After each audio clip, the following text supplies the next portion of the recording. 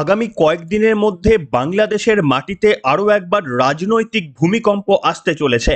যে তথ্যগুলো আপনাদের সামনে দিয়েছিলাম, আপনাদের মধ্যে কেউ কেউ প্রশ্ন তুলেছিলেন আমাদের বিশ্বাসযোগ্যতা নিয়ে। যদিও সিম্পল অ্যাজ এবিসির প্রথম দিনের যারা দর্শকরা রয়েছেন তারা কখনোই আমাদের বিশ্বাসযোগ্যতা নিয়ে অন্তত প্রশ্ন তোলেন না। আপনাদের সামনে আমি কয়েকদিন আগেই একটা প্রশ্ন তুলেছিলাম যে মোহাম্মদ ইউনূস এই মুহূর্তে তিনি বাংলাদেশের বাইরে গিয়েছেন, তাও কবে না যেদিন ডোনাল্ড ট্রাম্প তার ক্ষমতার অভিষিক্ত হলো আমেরিকা যুক্তরাষ্ট্রে, মার্কিন যুক্তরাষ্ট্রের 47তম প্রেসিডেন্ট হিসাবে যেদিন তিনি শপথ গ্রহণ করলেন, ঠিক তার আগের মুহূর্তেই দেশ ছেড়ে পালালেন মোহাম্মদ ইউনূস এবং তিনি চলে গিয়েছিলেন সুইজারল্যান্ডে। আমি আপনাদের সামনে বিভিন্ন তথ্য সংগ্রহ করে বলেছিলাম যে মোহাম্মদ ইউনূস এই যে পালালেন, তিনি কি আদৌ ফিরবেন?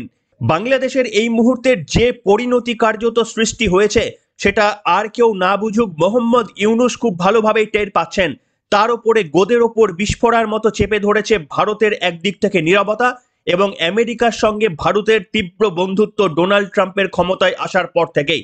এর মধ্যেই কি ডেমোক্র্যাট দলের অন্যতম প্রার্থী তথা হিলারি ক্লিন্টনের একজন বিজনেস পার্টনার মোহাম্মদ ইউনূস, তিনি কি বুঝতে চলেছেন, তিনি কি বুঝতে পেরেছেন সময়টা তার জন্য ভালো নয়? সেই কারণেই কি তিনি শেষমেশ সিদ্ধান্তটা নিয়েই ফেললেন, তিনি আর বাংলাদেশে ফিরছেন না? হ্যাঁ, একেবারেই সত্যি কথা যেটা আপনারা শুনছেন। মোহাম্মদ ইউনূস কার্যত নিজের মুখেই স্বীকার করলেন যে এমনও ঘটতে পারে যে তিনি আর দেশেই ফিরছেন না এবং দেশে না ফিরলেও তাদের লোকজন নাকি বাংলাদেশ চালাবেন, এমনই ঘোষণা তিনি কার্যত করলেন সুইজারল্যান্ডের মাটি থেকে দাঁড়িয়ে। যে তথ্য আপনাদের সামনে আমি বিগত কয়েকদিন আগেই দিয়ে রেখেছিলাম যে নাও ফিরতে পারে মোহাম্মদ ইউনূস বাংলাদেশের মাটিতে, কার্যত তেমনটাই যেন তিনি নিজেই সত্যি করে দিলেন তার নিজের বক্তব্য দিয়ে। শোনাবো, আজকে পুরোটা আপনাদের শোনাবো এবং আশা করি এই বক্তব্য শোনার পর আমাদের ওপর আপনাদের বিশ্বাসযোগ্যতা আরো কিছুটা বৃদ্ধি পাবে।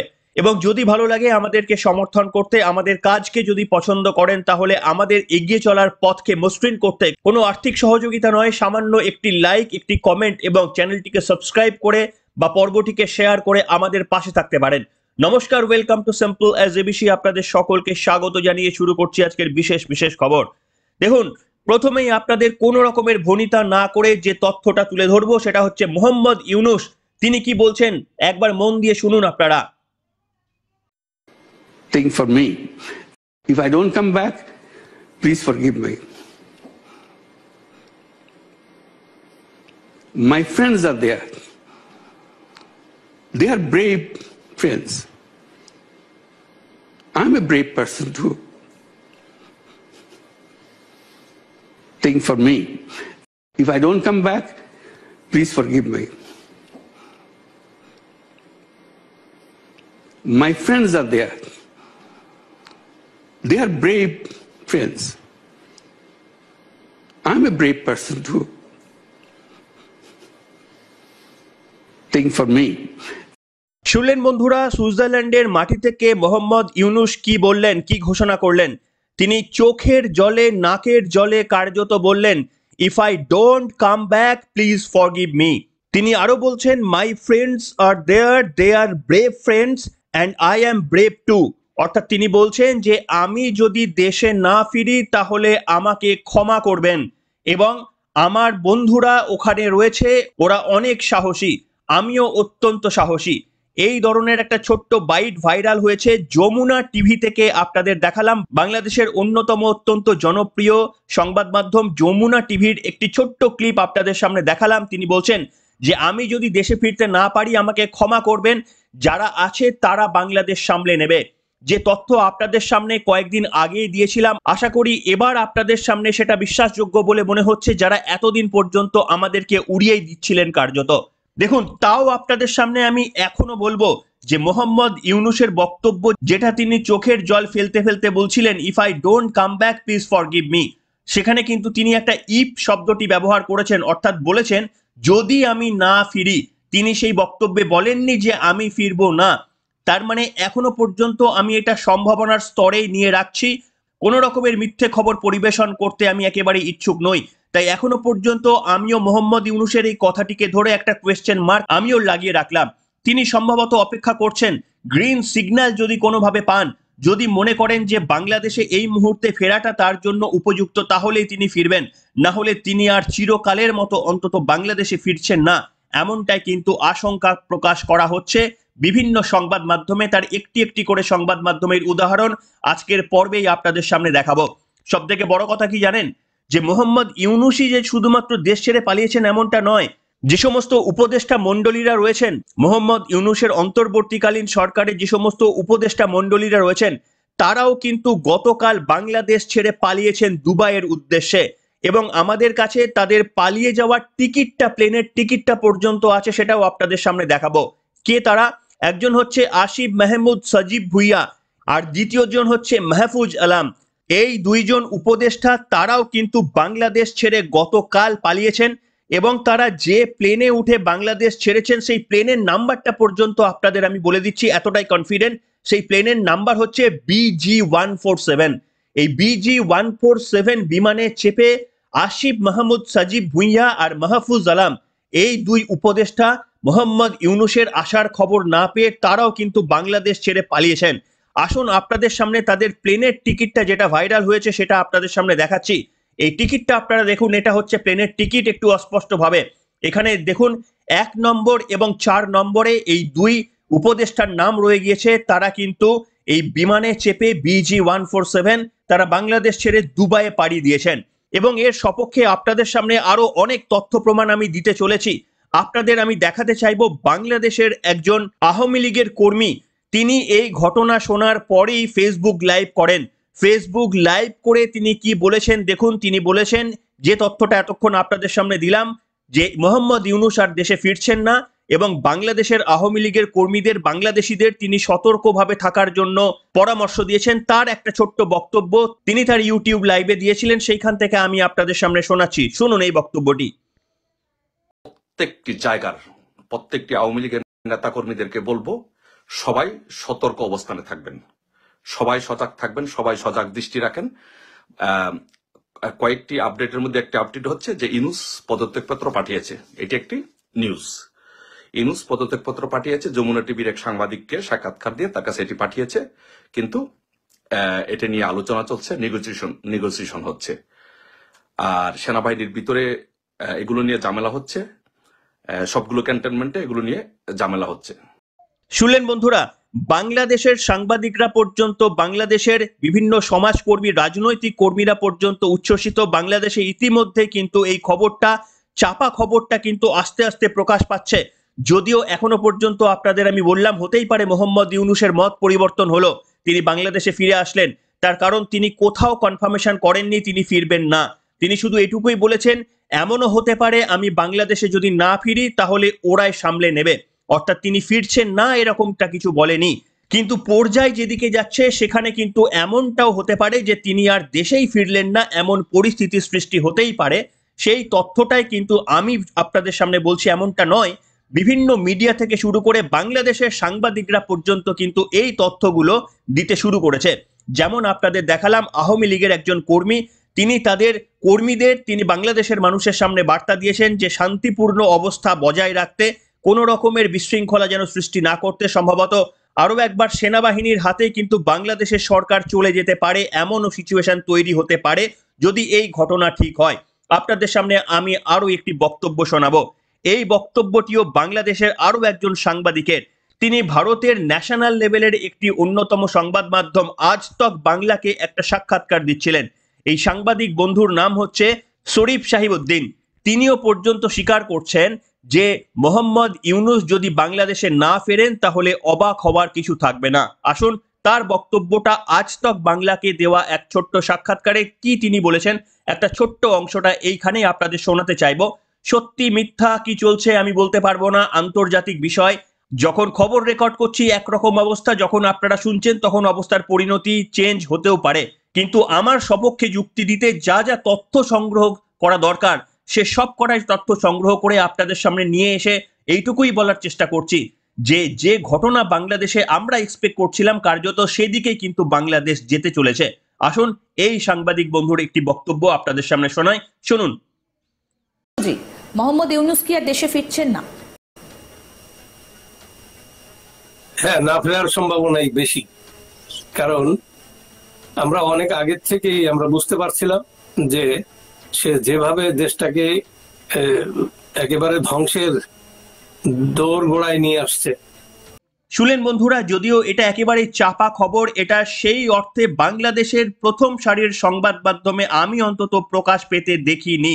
সেই কারণেই আমি 200 কনফার্মেশনের সঙ্গে বলছি না যে মোহাম্মদ ইউনূস তিনি আর বাংলাদেশে ফিরবেন না, এবং যে বক্তব্যটি তার শোনালাম সেই বক্তব্যটিতেও তিনি কোথাও বলেননি তিনি ফিরবেন না। তিনি সেখানে একটা ইফ লাগিয়েছেন, যদি আমি না ফিরি তাহলে ওরাই সামলে নেবে, এবং তার যে চোখের জল সেটাতেই বোঝা গেল তিনি কতটা ইমোশনাল হয়ে পড়েছেন।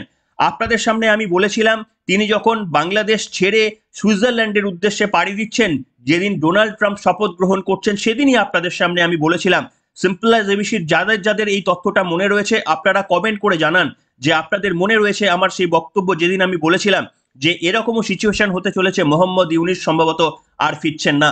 তখনও পর্যন্ত মোহাম্মদ ইউনূসের এই বক্তব্য ভাইরাল হয়নি বা তখনও এই বক্তব্য তিনি বলেননি, কিন্তু আমরা গোপন সোর্সে খবর পেয়ে আপনাদের সামনে সেই তথ্য তুলে ধরেছিলাম। যদিও দেখুন, আন্তর্জাতিক বিষয়ের 100% কনফার্মেশন বলে কিছু হয় না, তার কারণ আজকে মোহাম্মদ ইউনূস তিনি নিজে যা ভাবছেন পরিস্থিতি চেঞ্জ হলে তিনি তার নিজের সিদ্ধান্তও চেঞ্জ করতে পারেন। তাই কি ঘটবে আগামী দিনে, কালকে কি ঘটবে আমি বলতে পারবো না, কিন্তু আজকে এই মুহূর্তে সংবাদ রেকর্ড করার সময় যা যা ঘটছে সমস্ত তথ্যটা ট্রান্সপারেন্সির সঙ্গে আপনাদের সামনে তুলে ধরলাম, এবং সেটাই আমার কর্তব্য প্রত্যেক দিন, তাই সেই কাজই আপনাদের সামনে করে দেখাই।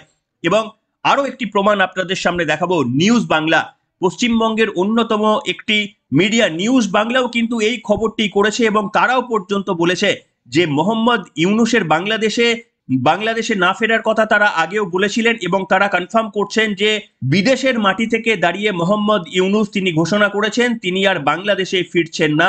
এমনই বক্তব্য কার্যত শোনা যাচ্ছে সিএন নিউজ বা ক্যালকাটা নিউজ চ্যানেলের একজন সাংবাদিকের গলায়, একজন সঞ্চালকের গলায়। সেই বক্তব্যটা আপনারা শুনুন। আরো একবার আপনাদের জানাই, চিফ রিপোর্টার সত্যজিৎ মুখোপাধ্যায় বাংলা সংবাদ মাধ্যমে সবার আগে জানিয়েছিলেন যে বিদেশে চলে যেতে পারেন ইউনূস, আর এবার সিএনএর খবর ওই শিলমোহর, দেশে ফিরছেন না মোহাম্মদ ইউনূস, দেশ ছেড়েছেন ইউনূস, ফিরছেন না ইউনূস। শুনলেন বন্ধুরা, সেই কারণেই আপনাদের সামনে বললাম, দেখুন মোহাম্মদ ইউনূস যে পদ্ধতিতে শাসন কায়েম করার চেষ্টা করছিলেন সেটা হচ্ছে ডেমোক্র্যাট দল। দেখুন মোহাম্মদ ইউনূসকে সম্ভবত দেশ ছেড়ে পালাতেই হতো না, আমি এখনো জানি না তিনি দেশে ফিরবেন কিনা, হতেও পারে তিনি এসবের পরেও হয়তো দেশে ফিরলেন, কিন্তু তিনি যদি দেশেও ফেরেন, আমি আপনাদের সামনে আজকে বলে যাচ্ছি যে তিনি যদি দেশেও ফেরেন তাহলে সেই দেশে তার থাকাটাও স্থায়িত্বতা পাবে না। আজকে দেশে ফিরলেও কালকে তাকে দেশত্যাগ করতেই হবে। তার একটাই কারণ, তাকে যারা ক্ষমতায় বসিয়েছিলেন ঘুর পথে, সেটা হচ্ছে জো বাইডেনের প্রশাসন, অর্থাৎ হিলারি ক্লিন্টন, বিল ক্লিন্টন, এদের যে লবি রয়েছে, সেই ডেমোক্র্যাট দলই কিন্তু মোহাম্মদ ইউনূসকে ক্ষমতায় বসিয়েছিলেন শেখ হাসিনাকে সরিয়ে দিয়ে। কিন্তু মোহাম্মদ ইউনূসের এতটাই দুর্ভাগ্য, তিনি ক্ষমতায় আসার মাত্র 4 মাসের মাথায় আমেরিকায় যে নির্বাচন হয়ে গেল তাতে কিন্তু ডেমোক্র্যাট দল হেরে গিয়ে রিপাবলিকান সমর্থিত ডোনাল্ড ট্রাম্প তিনি আমেরিকার প্রেসিডেন্ট হিসেবে নির্বাচিত হয়ে গিয়েছেন। যে ডোনাল্ড ট্রাম্প মোহাম্মদ ইউনূসকে খুব ভালো করে চেনেন, তার কারণ ডোনাল্ড ট্রাম্প এটুকু জানেন যে তাকে হারানোর জন্য, রিপাবলিকানদের হারানোর জন্য মোহাম্মদ ইউনূস তার নিজের গ্যাটের কড়ি, তার নিজের কোম্পানি এবং ব্যবসার টাকা দিয়ে ডেমোক্র্যাট প্রার্থীকে চাঁদা দিয়েছেন, মোটা টাকা চাঁদা দিয়েছেন ডোনাল্ড ট্রাম্পকে হারানোর জন্য। আর সেই তথ্যটাই ডোনাল্ড ট্রাম্পের কাছে আছে, গতদিনেও আপনাদের সামনে প্রমাণ দেখিয়ে সেই তথ্য তুলে দিয়েছিলাম। আর সেই কারণেই মোহাম্মদ ইউনূস অত্যন্ত আশঙ্কার মধ্যে ভুগছিলেন। এমনিতেই তিনি ভারতের বিরুদ্ধে বিভিন্ন রকম মন্তব্য করে, বিভিন্ন রকম বিদ্বেষ ছড়িয়ে কার্যত ভারতের সঙ্গে একটা যুদ্ধে, ছোটখাটো কিছু একটা ঘটনায় লিপ্ত হতে চাইছিলেন। ভারত সে প্ররোচনায় পা দেয়নি, কোন রকমের আক্রমণের পথ ছেড়ে দিন, বাংলাদেশ সম্পর্কে কোনো বিরূপ মন্তব্য পর্যন্ত ভারত করেনি।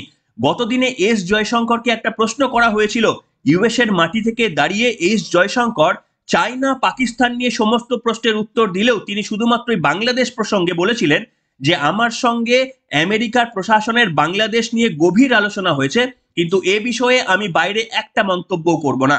এবং সেটাই কার্যত বুঝিয়ে দিয়েছিল, আপনাদের সামনে শুনিয়েওছিলাম যে সেটাই কার্যত বুঝিয়ে দিয়েছিল যে বাংলাদেশ নিয়ে ভারত কিন্তু অন্য কূটনৈতিক চাল চালছে। আসুন আরো একবার আপনাদের শোনাবো এস জয়শঙ্কর ঠিক কি বলেছিলেন বাংলাদেশ প্রসঙ্গে। The first question, yes, we had a brief discussion on Bangladesh. I don't think it's appropriate I get into more details. শুনলেন বন্ধুরা, কার্যত মোহাম্মদ ইউনূসের সমস্ত চেষ্টা ব্যর্থ হয়ে গিয়েছিল। তারা চাইছিল যে ভারত কোনোভাবে একটা বর্ডারে একটা লাশ ফেলে দিক বাংলাদেশের, কিংবা বাংলাদেশের বিরুদ্ধে যুদ্ধ জিগিরের কথা ভারতের কোনো বড় লেভেলের কোনো কূটনৈতিক নেতার মুখ দিয়ে যদি বেরিয়ে যায়, তাহলে সমস্ত মুসলিম দেশকে একত্রিত করে তারা একটা যুদ্ধ জিগিরের প্রশ্ন তুলবে এবং অচিরেই মোহাম্মদ ইউনূস গোটা বিশ্বের একটা সমর্থন আদায় করতে পারবেন এটা বলে যে ভারত কিভাবে নির্দয়ভাবে তাদেরকে আক্রমণের পথে হাঁটার চেষ্টা করছে। যদিও সেই প্ররোচনায় ভারত পা দেয়নি, তাই মোহাম্মদ ইউনূসের হাতে এই মুহূর্তে কোনো অস্ত্র খোলা নেই।